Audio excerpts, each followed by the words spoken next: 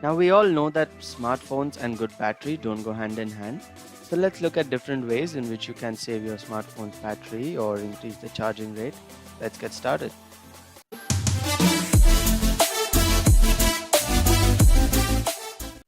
So starting with the basics first, charging your phone on airplane mode actually helps to increase the charging rate by about 1.2 times faster than the normal speeds.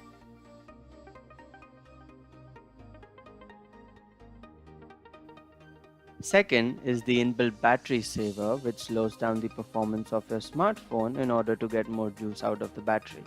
What this basically does is slows down the processor and the overall performance of your device. We can also see a graph which shows the amount of battery each application is using to get a more in-depth view of which app is using more amount of battery.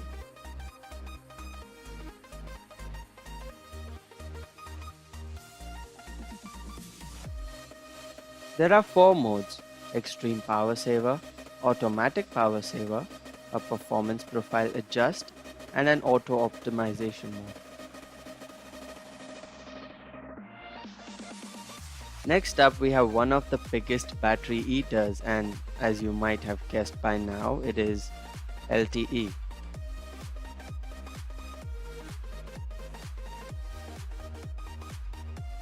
So if X is the rate at which the battery drains normally, then 2G drains twice the battery, 3G drains thrice the battery, and 4G sits at the top of the table with 4 times the usual battery drainage, which is caused due to data signals. The fourth on the list is pretty basic. Keeping brightness levels at about 20 to 30% is normal, but keeping it on auto mode eats more battery as the sensors are working continuously.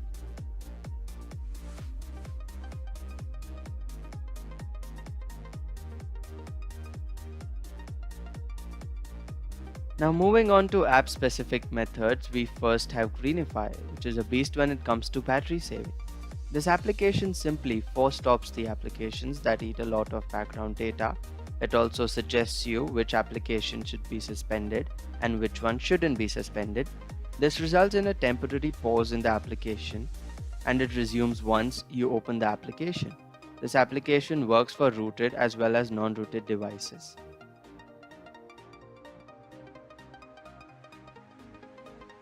Next application on the list is Pixel Filter, which is specifically for AMOLED displays.